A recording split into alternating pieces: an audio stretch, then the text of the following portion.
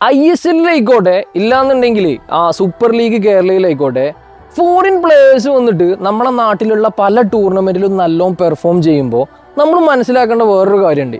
ഈ വരുന്ന പ്ലേയേഴ്സിന്റെ historical data check ചെയ്യുന്ന സമയത്ത് അവരവരെ രാജ്യത്തെ ഒരു ആവറേജിന്റെ താഴെയുള്ള പ്ലേയേഴ്സാണ്. ഒരു 90% പ്ലേയേഴ്സിന്റെ കാര്യമായിട്ടോ പറയുന്നത്.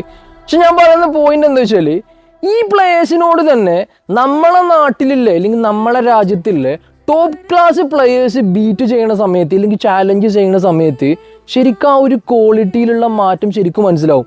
അവിടുത്തെ ആവറേജ് പ്ലേയേഴ്സിനോട് ഇവിടുത്തെ ഏറ്റവും ടോപ്പ് ക്ലാസ് പ്ലേയേഴ്സ് ചാലഞ്ച് ചെയ്യുന്നതും ഇല്ലെങ്കിൽ അവരെ ബീറ്റ് ചെയ്യുന്നത് കാണുമ്പോൾ തന്നെ ആ ഡിഫറൻസ് മനസ്സിലാവുന്നുണ്ട്. 150 കോടി ഏകദേശം പോപ്പുലേഷനുള്ള നമ്മളെ രാജ്യത്ത് നിന്ന് എത്ര പ്ലേയേഴ്സ് വേറുള്ള രാജ്യങ്ങളിലുള്ള ഇനിയിപ്പോൾ ഫസ്റ്റ് ഡിവിഷനോ സെക്കൻഡ് ഡിവിഷനോ ഒന്നും വേണ്ട, വളരെ ചുരുക്കം പ്ലേയേഴ്സ് മാത്രമാണ്. വളരെ ചുരുക്കം എന്ന് പറഞ്ഞു കഴിഞ്ഞാൽ അത്രയും ചുരുക്കം പ്ലേയേഴ്സ് മാത്രമാണ് പുറത്തുള്ള ലീഗുകളിൽ കളിക്കുന്നത്. സോ അപ്പോൾ നമുക്ക് മനസ്സിലാക്കാൻ പറ്റും നമ്മളവിടെ ഉള്ള പ്ലേയേഴ്സിൻ്റെ ക്വാളിറ്റി എത്രത്തോളമാണ് കമ്പയർ ചെയ്യുന്നത് വേറെ രാജ്യങ്ങളിലേക്ക്.